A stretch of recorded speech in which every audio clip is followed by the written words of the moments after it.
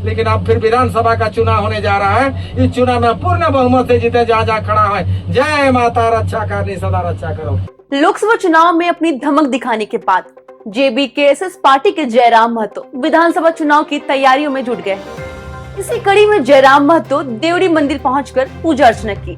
इतना ही नहीं, पूजा के दौरान पुरोहित ने जयराम महतो के विधानसभा चुनाव में बहुमत लाने की भविष्यवाणी भी की है। अगला इलेक्शन में बहुत हम प्रयास किए, बहुत ज्यादा हम जो आपके कृपा से मन में वोट लाए थे, लेकिन अब फिर विधानसभा का चुनाव होने जा रहा है। इस चुनाव में पूर्ण बहुमत से जीते जहाँ जहाँ खड़ा है। जय माता, रक्षा करनी सदा रक्षा करो। दलिए सच्चे दरबार की जय। दरअसल लोकसभा चुनाव में 8 लाख से अधिक वोट प्राप्त कर जयराम और अन्य नेता उत्साहित है। इस उत्साह को ताकत में तब्दील कर विधानसभा वार सम्मेलन आयोजन किया जा रहा है। जयराम महतो बुंडू के ताऊ मैदान में बदलाव संकल्प सभा में भाग लेने पहुंचे थे। जयराम के साथ देवेंद्र और अन्य साथी मौजूद थे। मौके पर जयराम ने कहा कि विधानसभा चुनाव भी नजदीक है, सभी सीट पर संगठन को मजबूत किया जा रहा है। यह बदलाव संकल्प सभा एक नए झारखंड की शुरुआत है। परिणाम जब आएगा तो सभी लोग देखेंगे। जनता अब लोक लुभावने बातों से तंग आ चुकी है। लोकसभा चुनाव में ऐसे लोगों को सबक सिखाने का काम किया गया। अब विधानसभा चुनाव में अपनी ताकत नए रूप में दिखाने का काम करेगी। लोकसभा चुनाव और विधानसभा चुनाव में माहौल अलग अलग होता है। सभी केंद्रीय राजनीतिक दल के सामने भी 8 लाख से अधिक वोट बताता है कि जनता में गुस्सा कितना है। बताया जाए रुके क्या कुछ कहेंगे? कमाड़ की धरती में गजब का उत्साह दिखा, प्रेम का प्रभाव दिखा, कहीं कहीं अच्छा लगा, ताकत मिली, हौसला दुगना हुआ। हमारे सभी साथी चुनाव हारे थे, लेकिन आज पुनः इस जनसैलाब को देखकर हम लोग का जोश दुगना हुआ और उम्मीद करते हैं तमाड़ के साथ साथ पूरे राज्य में एक नया बदलाव आएगा और वह बदलाव इस राज्य के लिए नीति नियम बनाने के लिए कार्य करेगा। शहीद बिरसा मुंडा की बात आप हर सभा में करते हैं, लेकिन उलिहातू आपका आना नहीं होता है।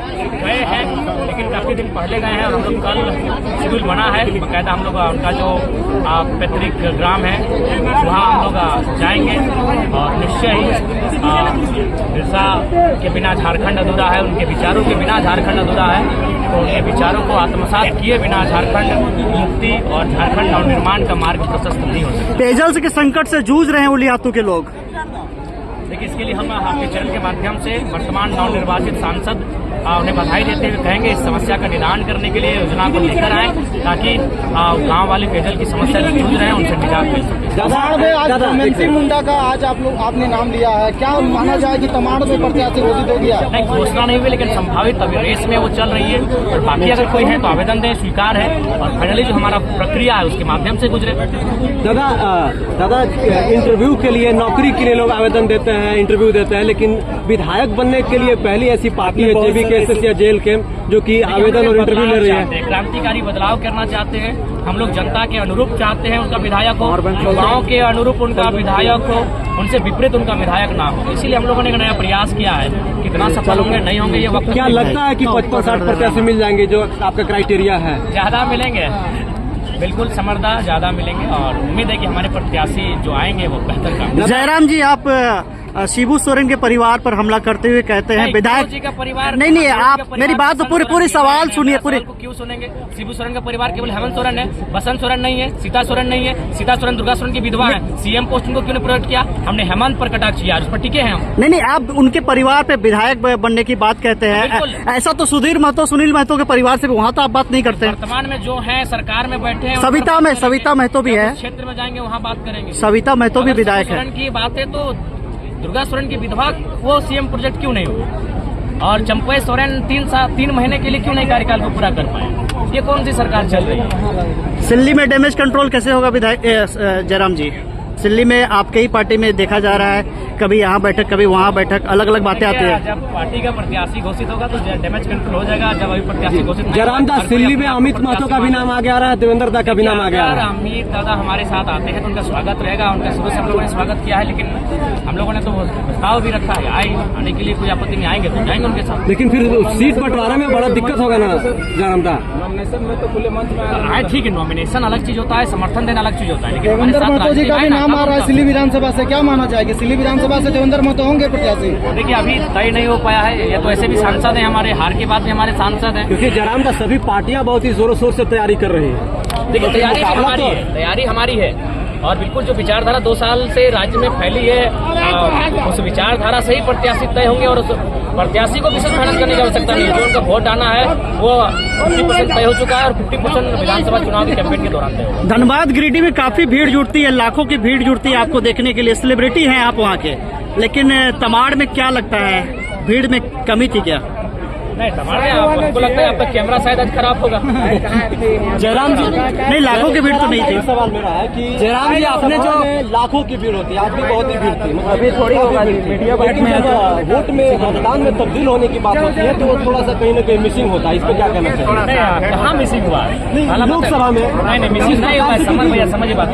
8 लोकसभा 8 अलग अलग चिन्ह, 10 दिन के लिए प्रचार का समय, कंफ्यूजन, मिसिंग नहीं है। बहुत अच्छा वोट आया है, 8 लाख वोट एक लोकसभा के हिसाब से बहुत अच्छा वोट और आया। पार्टी का जो चुनाव आयोग के द्वारा पार्टी का जो कंफर्मेशन होता है कि जेबी केएसएस आपके पार्टी का नाम है या जेल के नाम है या चुनाव चिन्ह कब तक आ जाएगा? देखिए जल्द ही आएगा, ऐसा बात नहीं है, बहुत जल्द आएगा और हमें उम्मीद है कि इस महीने तक आ जाए। जी शुक्रिया।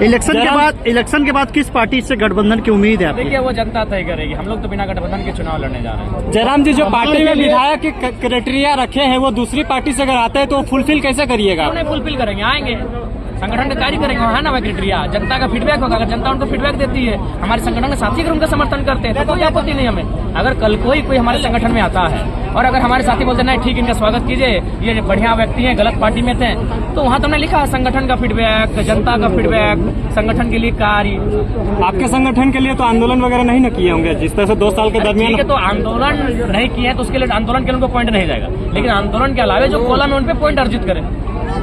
कहने का मतलब यह है कि आंदोलन पर विधायक और सांसद नहीं बना जा सकता है। देखिए आंदोलन के लिए प्राथमिकता है, लेकिन आंदोलन के अलावा भी विधायक सांसद बनेंगे।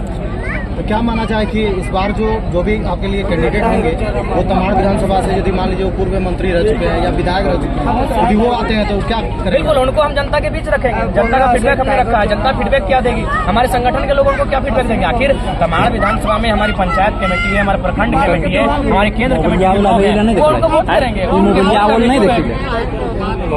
जयराम क्षेत्र जहाँ पर आपके समर्थक, आपके चाहने वाले जानना चाहते हैं कि जयराम महतो कौन से सीट से चुनाव लड़ने वाला है, क्लियर नहीं कर रहे हैं। धीरे धीरे क्लियर कर देंगे, पहला तो क्लियर कर देते हैं, जहाँ आया क्लियर कर देते हैं। तमाड़ लड़ेंगे, बगल में सिल्ली है, सिल्ली लड़ेंगे, बगल में आपका सरायकेला है, टीचागढ़ है, लड़ेंगे। जहाँ जाएंगे क्लियर करते जाएंगे।